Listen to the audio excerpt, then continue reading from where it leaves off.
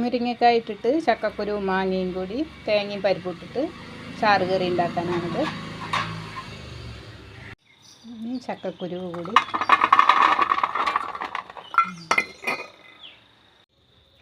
മാങ്ങയുടെ തോലെല്ലാം ഞാൻ കളഞ്ഞു വെച്ചിട്ടുണ്ട്.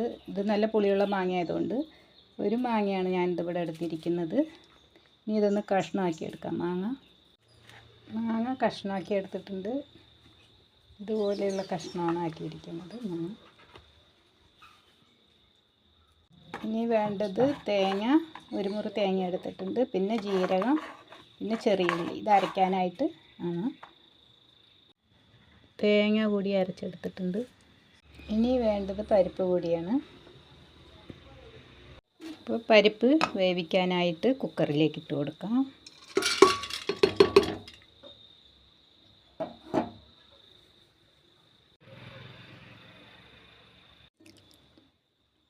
പരിപ്പ് വേകാൻ ആവശ്യമായ വെള്ളം ഒഴിച്ച് കൊടുക്കാം.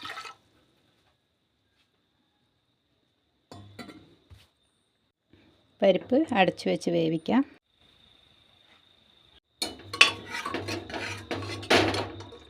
പരിപ്പ് ഇതേ നന്നായിട്ട് വെന്ത് വന്നിട്ടുണ്ട്.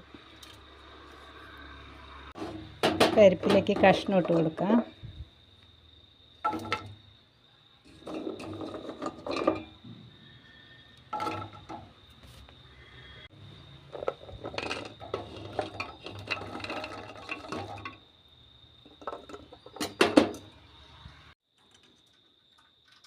ഉപ്പ് ആവശ്യത്തിന് ഇട്ട് കൊടുക്കാം.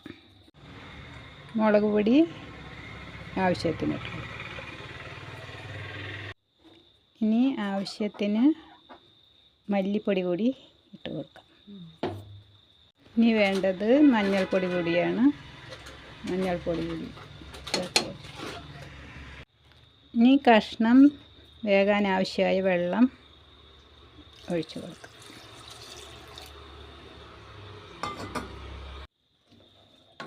ഇത് നന്നായിട്ടൊന്ന് ഇളക്കിയിട്ട് അടച്ചു വെച്ച് വേവിക്കാം. കഷ്ണമെല്ലാം നന്നായി വെന്തിട്ടുണ്ട്. ഇനി നമുക്ക് തേങ്ങ ഒഴിച്ചു കൊടുക്കാം. കഷ്ണമെല്ലാം നന്നായി വെന്ത് വന്നിട്ടുണ്ട്. ഇനി അരച്ച് വെച്ച തേങ്ങ ചേർത്ത് കൊടുക്കാം. ഇനി അരച്ച് വെച്ച തേങ്ങ കൂടി ചേർത്ത് കൊടുക്കാം.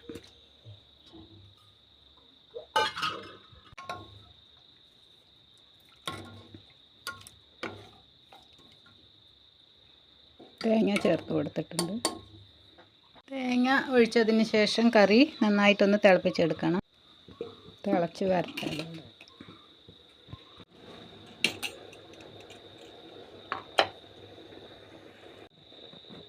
തേങ്ങ ഒഴിച്ചതിന് ശേഷം കറി നന്നായി തിളച്ച് വന്നിട്ടുണ്ട്. ഇനി കടുക് വറുത്തിടാം.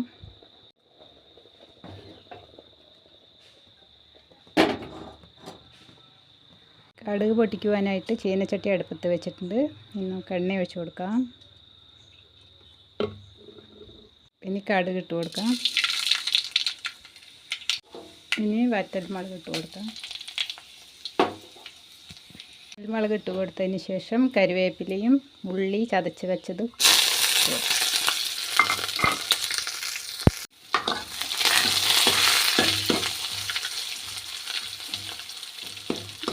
നന്നായിട്ട് മൊരിഞ്ഞ് വരട്ടെ. ഉള്ളി നന്നായിട്ട് വഴണ്ട് വരട്ടെ. ഉള്ളിയെല്ലാം വഴണ്ട് വന്നിട്ടുണ്ട്. ഇനി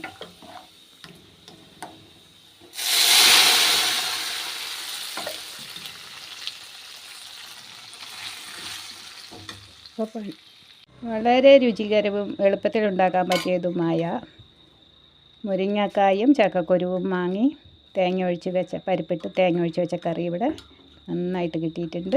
അപ്പോൾ അത് ചോറിനൊഴിച്ച് കഴിക്കാനും വളരെ ടേസ്റ്റിയാണ്.